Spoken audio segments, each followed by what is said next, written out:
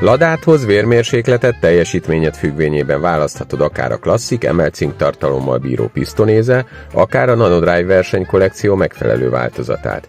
Autód imádni fogja az etanolvédelemmel ellátott Miller-Solis oktánszámnövelő adalékot is. Sziasztok! Üdvözlök újra mindenkit itt a Classic Casti legújabb adásában. Itt vagyunk a Driving Campen, és ma egy olyan autót hoztunk el, amit már egyszer bemutattunk, viszont most egy teljesen más szemszögből közelítjük meg. A bemutatásában segítségünkre lesz Zsellér Gusztáv. Jó napot! Jó napot! Tartsatok velünk!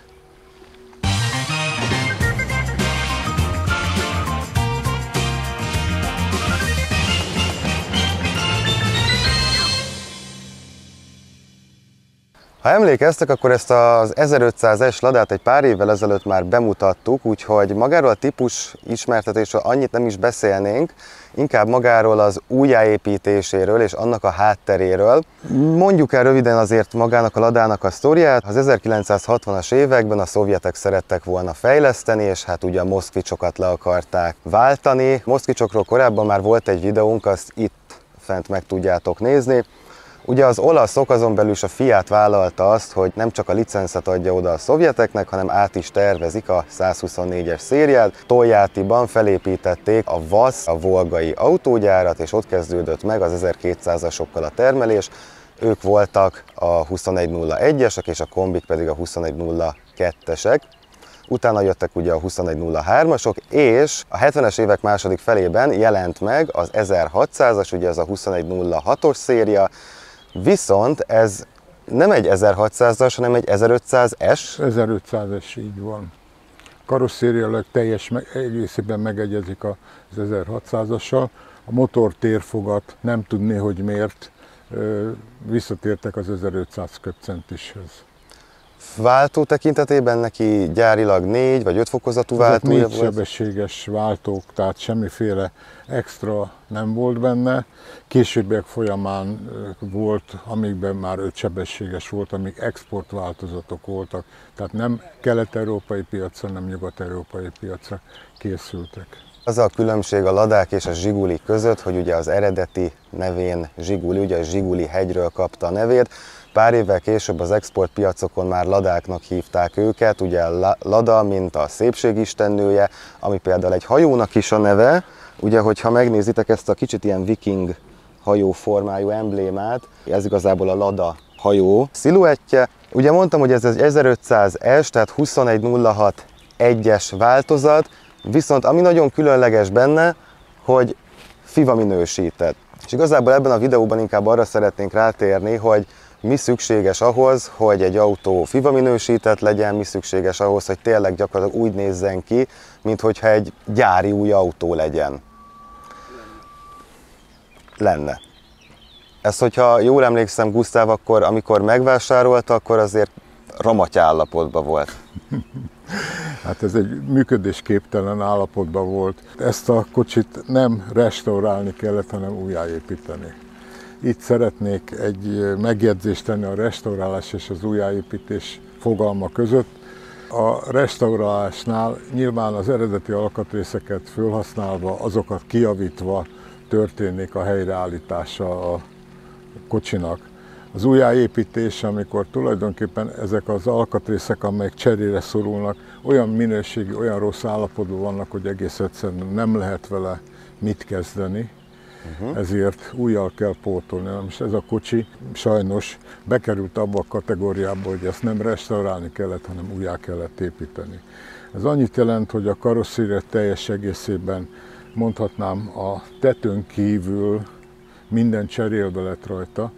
4 sárvédő, 4 ajtó, gépháztető, csomagtértető, a csomagtértetőnek a komplett alja, a küszöbök, a belső részben a taposólemez ki lett javítva.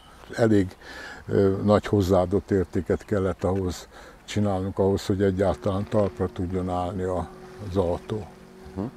Mi volt a motivációja, hogy ne csak OT szinten legyen megőrizve az autó, hanem akkor már FIVA minősített is legyen, mert ugye az egy sokkal részletesebb követelményrendszert kíván meg az autótól. Általában véve FIVA minősített kocsikkal lehet menni külföldi országokba versenyekre, mert ott nyilván az OT vizsgát azt nem nagyon szívesen fogadják el, csak a FIVA minősített autókat fogadják be ezekre a kiírt versenyekre. Nem minthogyha mi ezzel versenyezni akartunk volna, csak kíváncsi voltam, megmérettettük saját tudásunkat, saját magunkat, hogy egyáltalán elértünk-e olyan szintre, hogy tudunk egy FIVA minősített autót létrehozni. És hát ez sikerült, mert kiváló minősítést kapott. Minősítést kaptunk. Ez a kiváló minősítés, ez körülbelül 20-25 pontját vizsgálja ilyenkor a zsűri, ami minden egyes vizsgálati hely az kitűnőre vizsgázott, és így kapott kitűnő minősítést a végeredménybe, ami tulajdonképpen 10 évre szóló jogosultságot ad a kocsinak, hogy mint OT-s kocsi forgalomba kerüljön. Ugye emlékeztek, akkor egy pár évvel ezelőtt hirdettek a használt autón egy Ladát 5 millió forintért, ez a Lada volt, és igazából ezen az autón keresztül ismerkedtünk meg Guszti bácsival.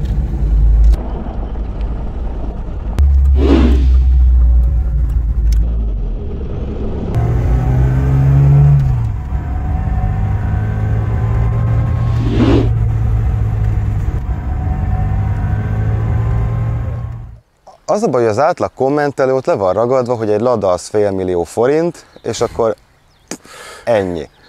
De ugye nem gondolnak bele abba, hogy milyen járulékos költségei vannak, nem csak egy restaurálásnak, hanem mondjuk egy felújításnak is. Esetleg ebbe tudna egy kis felvilágosítást adni, hogy mégis hogyan kéne nekiállni egy ilyen autó? Hát minden esetre én készítettem a filmfelvételhez egy Excel táblát, amiben tulajdonképpen részleteiben a teljes bekerülése a felújításnak részletezve van. Egységenként karosszéria, motor, futómű, belső rész, belső kárpit, és nyilvánvalóan a legvégén a festő munkálatok, és ezeknek a szumma összege majd ebben a bizonyos Excel táblában látható.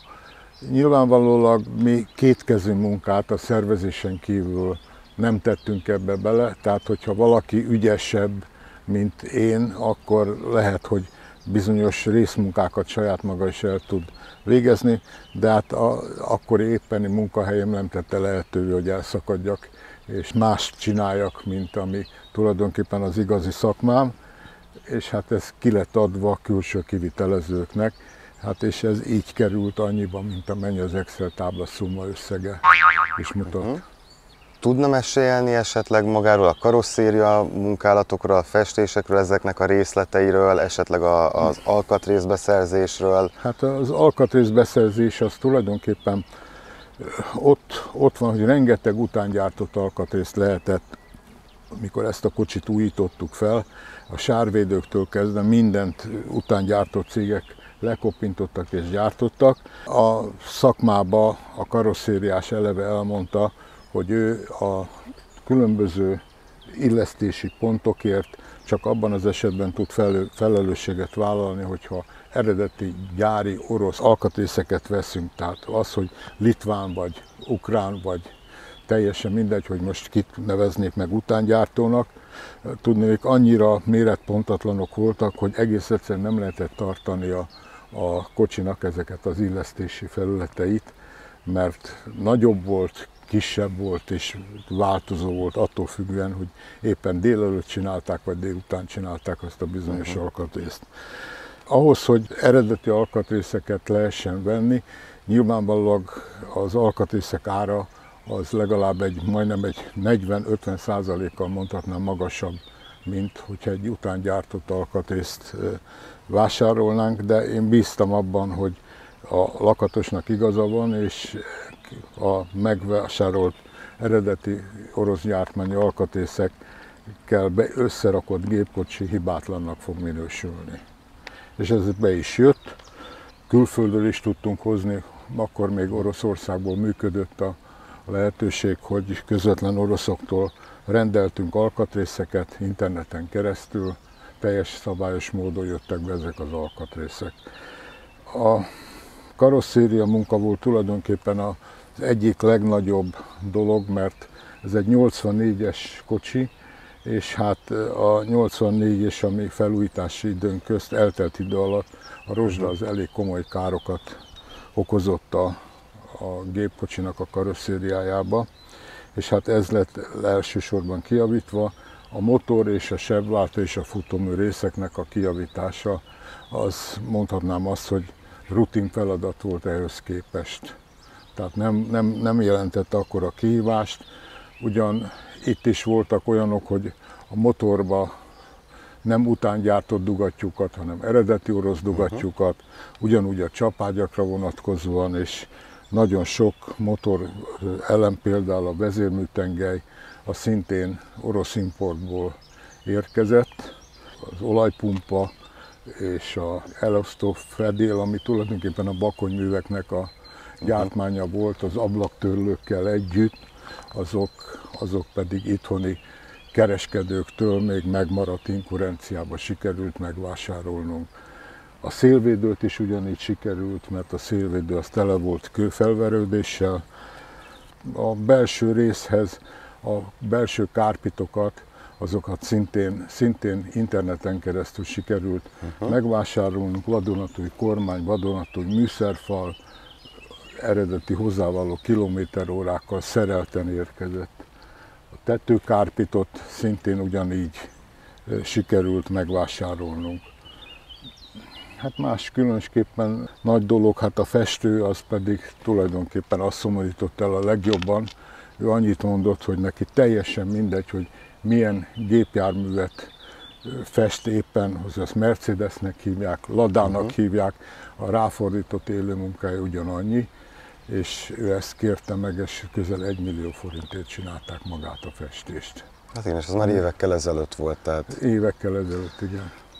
És elfelejtettem az elején kérdezni, de ugye 1600 és 1500-es, ugye mind a kettőben ez a virágmotívum megtalálható a kormányon, meg a... Én nem tudom, nekem az 1006-osnál volt először az, hogy ez a Móriczka virágok megjelentek rajta, sőt, mi több az oldalkárpitokban is bent van.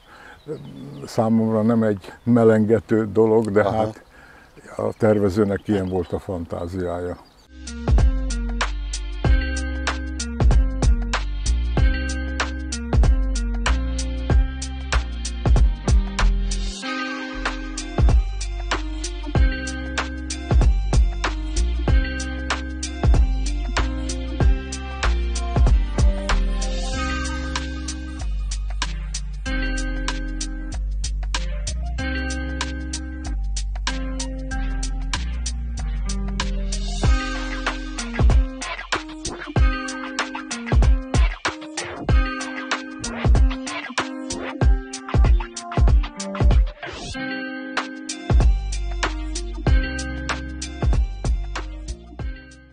Hát ti tudjátok, hogy mi a különbség a 2106-os és 061-es között, amiket mondjuk akár első ránézésre is fel lehet ismerni, akkor írjátok meg nekünk azt kommentbe. Tehát, hogyha jól értettem, akkor igazából azért ilyen magas egy autónak a költsége, mert ugye megfelelő alkatrészekből, tehát nem utángyártottakból, hanem importáltakból, tényleg sok idő ráfordításával lehet csak összehozni egy olyan járművet, ami tényleg egy nemzetközi minősítésnek megfelel. Igen.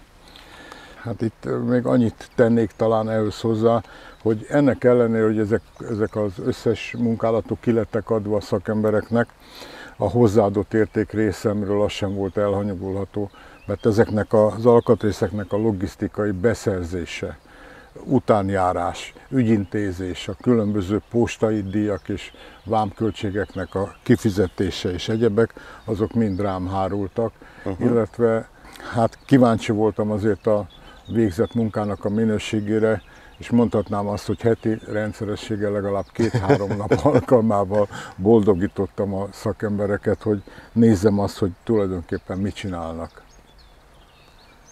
De úgy tűnik, hogy meg. Ez az általam végzett tevékenység a bekerülési árban nem került figyelembevételre. Ugyanez vonatkozhat, hogyha valaki tulajdonképp saját maga végzi ezt a különböző restaurálási feladatokat, akkor ő nem számol saját magának órabért, elszakad a saját munka végzési lehetőségeitől, és saját magának termeli a veszteséget. A több mint 135 éves Miller Soils kenőanyagait keresd a www.topmotorolaj.hu importőri weboldalon. Használd olajkeresőnket, válaszd ki autót pontos típusát és mazsolázz a felkínált választékból. A végső döntésben örömmel segítünk, fordulj hozzánk bizalommal. www.topmotorolaj.hu.